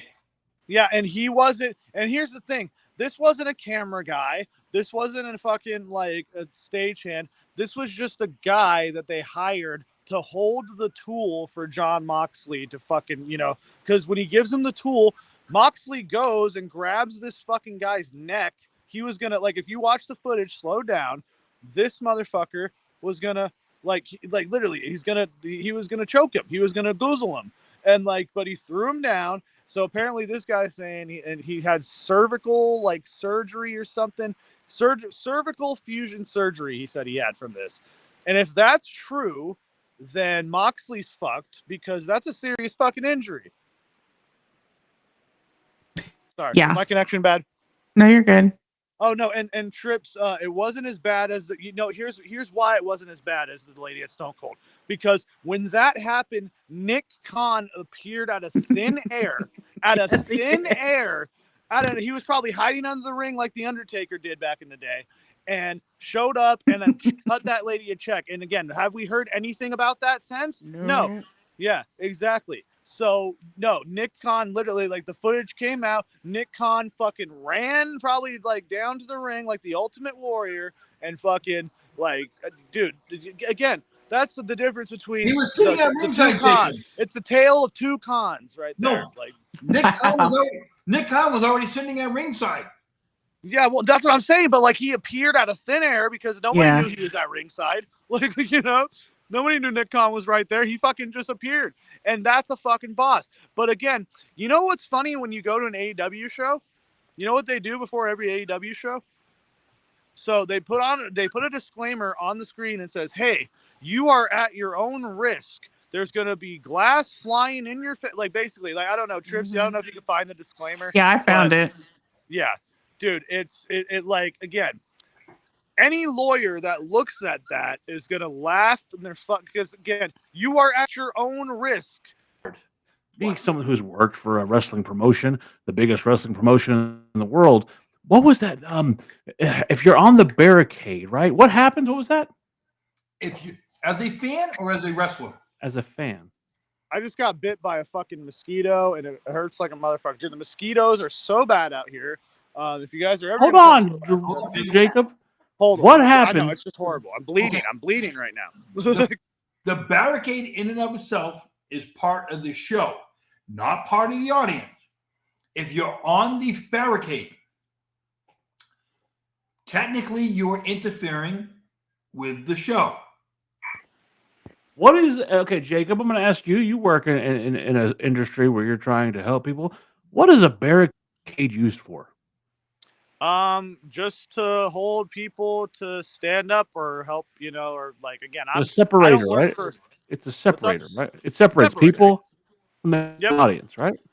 Well, and again, it's like because I'm in an industry where all I do is pick up plates, and I'm a food runner, so I'm picking up plates. I have hot scalloped potatoes with me. Like, I'm always running food. I thought you were jumping Jacob McGovern. Jumping Jake McGovern, the modest hands in the West. Yeah, no, it's all good. But if I if I hit someone with my hot pan and I burn the shit out of someone and I just go, "Oh, sorry, that's your fault." It's like, no.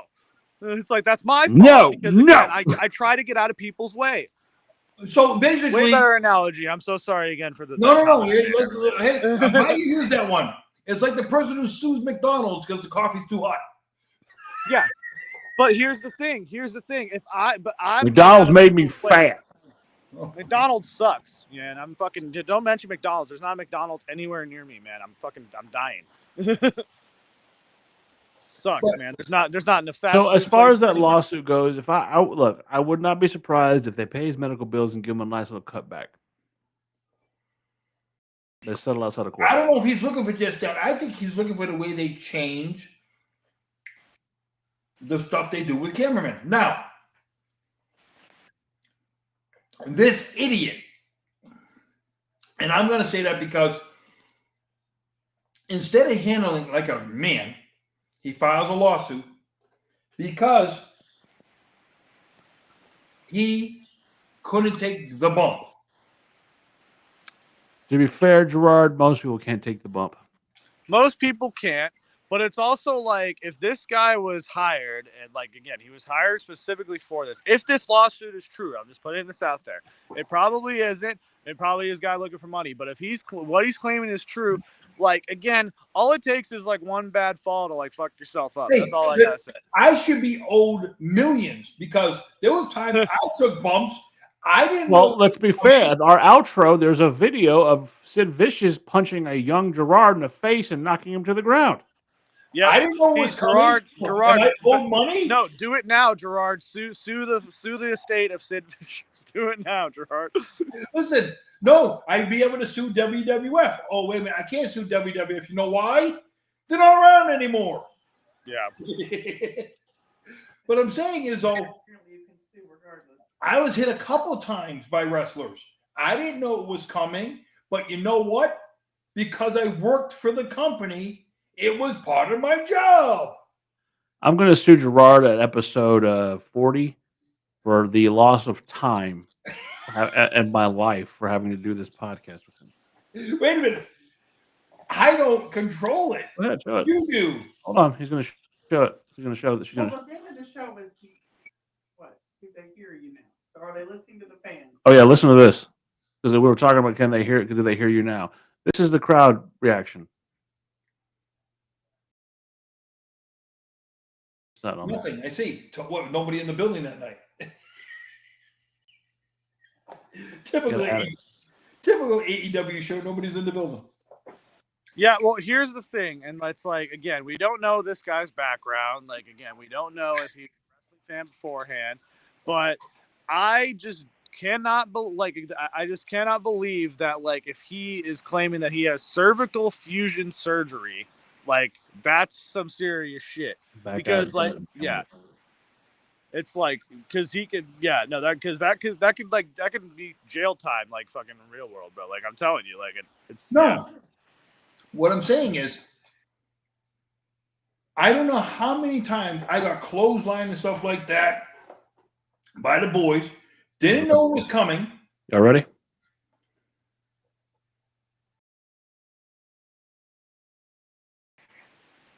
I can't hear it. I can see it now. I just can't hear it. Well, why are we talking about bow-legged Berg? Boberg? Yeah, Boberg. Dude, Because they're booing the shit out of him because they don't want his ass. Nobody wants Goldberg.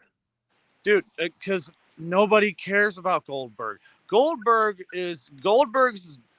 biggest fan, basically. Like, the only Goldberg I care about is the one from the Mighty Ducks. The only Goldberg I care about is the Goldbergs, the show. Great show, it went, just ended not too long ago. Great show. But Leland, you're right. That actually happened to me. Go fuck yourself, Leland.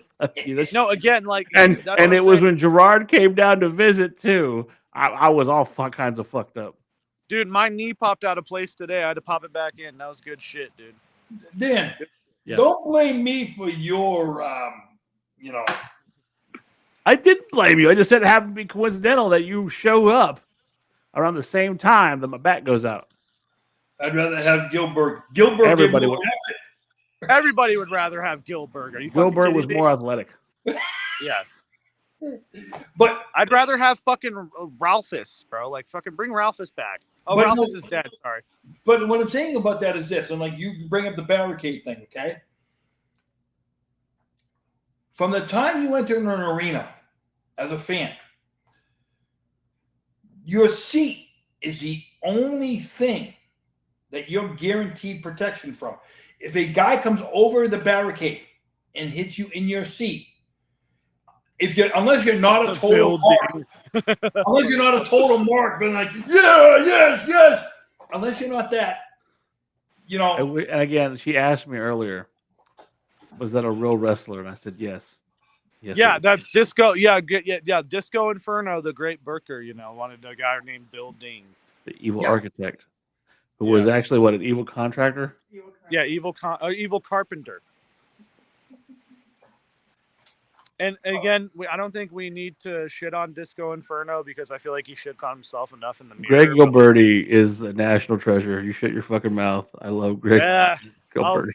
You like Tony D'Angelo, dude. Shut up. You shut your whore mouth and do not talk about the great Tony D'Angelo. Yeah, the great Tony D. Literally, that is Tripp's favorite wrestler. Brock on Twitter. I was like, hey, can you book me an NXT? Who's going to be the NXT champion? And he literally said, according to my calculations, the leader of the family, Tony D'Angelo. And I'm just all like, are you fucking kidding me? I'm like, real? What? Am I just like, am I in the Twilight Zone with this guy? Like, what is this? Welcome to what it is to be a jaded 20-something-year-old. When your hero, I want you to hear this, Jacob. I want you to sit. I want you to sit and hear this. I am sitting. I'm going to fall down, dude. I'm sitting on the fucking leg, bro. When your fucking hero showed up in his fucking jorts and his stupid haircut, we had to watch him. See, I was a fan of Steve Austin. I was a fan of the Badasses, but nope. WWE decided to go with the motherfucker who was basically fucking Snow from fucking Canada in Forma. He had to go on for years being that guy, and now Now you're going to see a guy I like named Tony D'Angelo destroy all of your dreams and go on a run that would make me end up watching someone like Bruce Blitz. I would rather watch a dog lick its balls than see a Tony. And I'd D'Angelo. rather fucking watch the BME Pain Olympics on repeat for the rest of my I life forgot about that. than watch John Cena's early career. Okay, you shut your mouth about ruthless aggression. Like again, and he's No, if you're gonna say it, brother, say it right. Ruthless aggression. Yep, and again, it's you can't. And I really... can't even let Gerard out of this because that's his like son-in-law, fucking John Cena. So here's the problem. If y'all don't know that John Gerard Cena is actually from West Newbury, Massachusetts. John Cena is the greatest of all time. Tony D'Angelo isn't even the greatest from wherever the fuck he's from because it's not Italy. That comment is wrong. He's going to be not... your future world heavyweight champion, Tony D, and the D'Angelo family. Fuck Stacks. Dude, again, I love Luca Crucifino. I'll leave it at that. NXT lifer, yes. No, he's getting released after this year. There's no way he's going to the main roster. It's never gonna happen. You know what else was never gonna happen? And you still haven't eaten your hat yet? You had to move to Canada to get away from having to eat your hat? Oh no, it's coming. It's coming soon. I can boil water. I'm gonna eat my hat. It's coming. Wait a minute, but he's not in Canada though. I'm sorry, Alaska. Alaska. And I'm 20 miles from Canada though, so I'm really close to Canada. So you're right. Yeah, I am. Oh, okay. Yeah, I can drive to Canada. You're right. I could drive to Canada right now if I wanted to. I just don't have a passport. Or a car. Well, so you telling me they'll kick you out of that country? Oh yeah. Do you think Canada wants to deal with Jacob McGovern? What's up? Wait a minute. Can you? Oh, Canada? Oh. Hold on. Do you know how to play hockey? I know how to ice skate. I've always wanted to learn how to play hockey, but yeah, I know how to ice skate. Oh, never mind. No. See, what they're gonna see is he's gonna roll up in an old Plymouth. They're gonna pop the trunk. There's gonna be duct tape, rope, and a ski mask. What are you here for? I'm gonna go visit Chelsea Green. No. Okay. Listen, I am not that type of guy. I would love to meet Chelsea Green. Don't get me wrong, because fucking goddamn, who wouldn't? I would, but like again, I'm not the toughest guy ever, but I will fully confidently say I could kick Matt Cardona's ass. Again, I could fully confidently say that. I'm not the type of guy. And at the very least, I would kick him square in the balls. That's it. I would just be like, all right, because you don't have to be too tough for that. Always ready.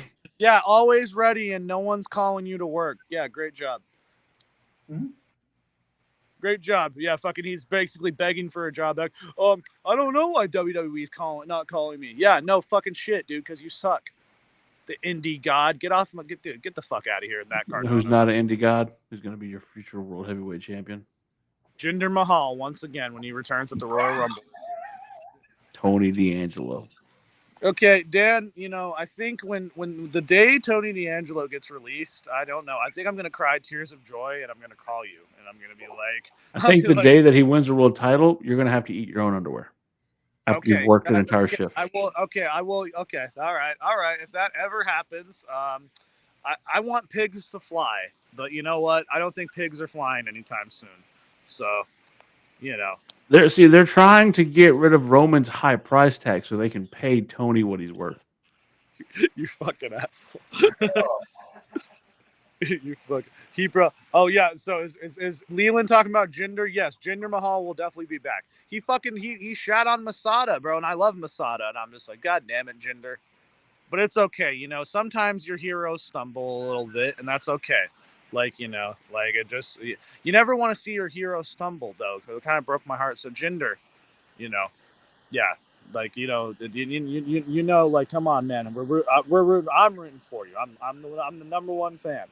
I probably am the number one fan of Jinder Mahal. If anybody has Jinder's information, let him know. We would love to have him on the next podcast. Yeah, we would. Yes, please Listen, come on. Hold on, Jacob. It'll just be me fangirling out over fucking Jinder Mahal, and then fucking Dan and Gerard just sitting here like. Wait a minute, hold on. The last time I heard somebody claim they were somebody's number one fan, I was watching a movie called Misery. Oh, I'm your number one fan. I'm just a normal man. That's the person got a hobble. Yeah. Yeah. See, again, Tony. No. See, again, people know the truth. And Tony D'Angelo will die before he ever sniffs a world title. Do you know who was also older in their career and went on to be one of the greatest champions and one of the greatest in-ring personalities of all time in WCW? WCW. No, I was gonna say Jinder Mahal again, but then he said WCW. Diamond Dallas Page. We're looking at the Italian Diamond Dallas Page. Oh Jesus, fuck. God. See, this is what he has to learn. He has to learn, Gerard, that it's a long game we're Italian playing. And for Diamond years, we had to sit here and listen to him talk about. It feels like years. It's only been like a couple months. It feels like it's only been 1 year. But we've been listening to him talk about fucking Jinder Mahal this entire time. Now you're gonna hear. And I will continue. I will continue till the day I what were you die. talking about earlier? Short-term pain for long-term gain. Oh yeah. Okay, listen. We're not gonna disrespect. D'Angelo. And you know who else I love? Thea fucking Hale. Who?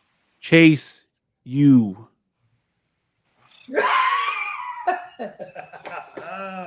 Like who? I'm like, I don't even know who the fuck that is. Chase.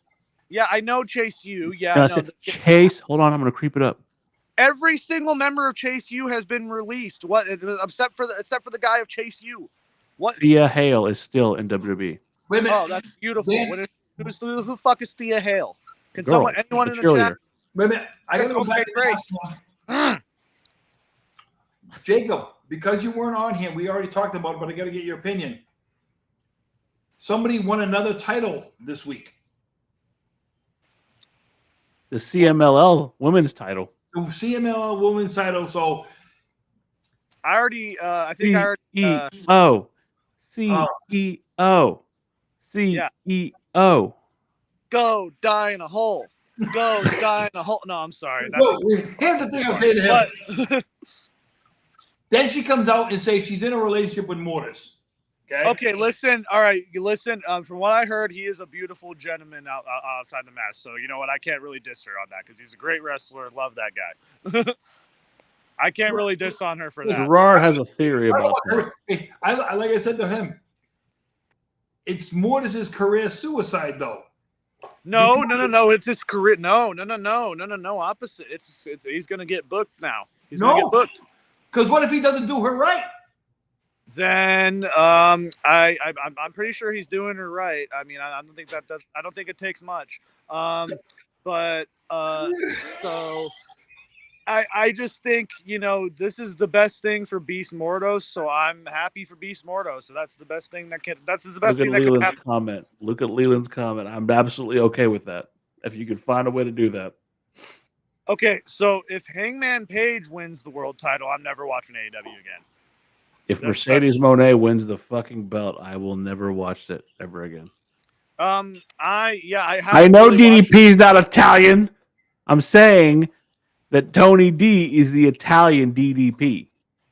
Well, probably one of the dumbest things you've ever said, Dan. I'm sorry, man. I can't. It's like, that is horrible. That's horrible. Don't put that evil on me, Ricky Bobby. That's just. I think DDP is about as Jewish as MJF. He's Dutch. MJF is Jewish. Yeah, he is Jewish. Yeah, I know. Yeah, Goldberg. Yeah, I was about to say. I'm like, yeah, no, we do have a lot of good Jews in wrestling. We got Goldberg. We got MJF. We got who else? DDP. DDP's not Jewish. He's Dutch. Falkenberg. Who else is Jewish? I don't know. Falkenberg. Paige Falkenberg, please. Yeah, no, You're sounding real crowdish right now. I just want you to know that, Gerard. Oh. Yeah, no. There's camps you can go to that you can learn to concentrate in. Oh yeah, Paul Heyman, another good Jew in wrestling. No, I met someone the other day when I was working, and his last name was Rosenblatt. Oh my God! You know what? This is gonna go down a wrong hill. I'm glad we only have 3 minutes left. I'm sorry, but like he was like, yeah, Saved by the Bell. Yeah, no. Listen, I was like, oh, okay. His name was That's it. He had this, he's like, my name is. Yeah, he's like, hi, my name is Rosenblatt. Okay, listen. I didn't laugh in his face, but I laughed on the inside because it was pretty funny. Jacob, It's about as Jewish as I've ever seen it. Screech. Listen, Screech. Yeah. And guys, I'm Jewish, so it's okay. Look at this nose. Yeah. I have a little Jew blood in me. I'm not fully Jewish, but you know. To be fair, he is. He's half Mexican, half Jewish, so it's the thing. Yeah. So, haha. Look at this nose, man. Yeah, in 90%. I'm Jewish. I'm half Jewish and half Irish, half Mexican. My last name's McGovern. Wait, hold on. That's 150%. Yeah. Oh, yeah. He always gives 150%, Gerard. You can't deny that. No, I'm just kidding. I'm not Jewish. I did convert to Judaism one time for the joke, but like, yeah, no, it's cool churches though. Sorry, I'm giving away too much. I'm giving away too much on this show. Before we go, next Saturday. Yeah, Leland, definitely Steiner math. Yep. What are we looking at next Saturday? We're looking at CM Punk walking away with that belt. I fucking hope so. I really do. It would see be it crashing though. What's up? I was thinking about that too. Everyone's thinking Seth's going for the world title, and you know. You also know that Rollins and Punk had an altercation at a fan fest recently. Oh, yep. We didn't have a chance to talk about that, but we will next week, I guess. Yeah, no. So I think Punk wins the title, Seth catches in. I think now because that makes a lot of sense. A work confrontation, or they're saying a real confrontation. Well, I mean, they don't like each other, you know. So maybe that makes sense. I mean, well, there's professionals like me and Gerard don't like each other, but we work together every week. You weren't on, Jacob. You weren't on, but we were saying earlier. I don't have to like you, but I'll make money with you. Absolutely. Yep. You know, it turns out during the week, breaking news: Dan and Gerard, have a confrontation, at an Alamo bar, like or something like that. Listen, then I'm taking off the podcast. He'd be walking around in crutches because his big ass had just take his knees up. Keep on, old man. Keep on. Hit him in the head with a. I grabbed Duggan's 2x4, hit him in the head with a 2x4. Ding. Well, with that, we're not here to make money. We're not here to make friends, but we will be here next week to talk about the outcome of Not a Champions. And Gerard will have another weird background, and Jacob will hopefully have better Wi-Fi and be eating his hat alive on podcast. It's happening next week. I got it. You're loving the background. Who you kidding? Yeah, no. Look at this background though. It's beautiful. It's beautiful out here. I'm going in the river today. It's beautiful. It's actually kind of hot out here today. I thought I was getting away from the heat. That being said, I am Dan. That's Gerard. That is Jacob. We are the Marks, and we will see you next week. Good night, everybody. All of you Marks have been listening to the Marks Podcast on YouTube.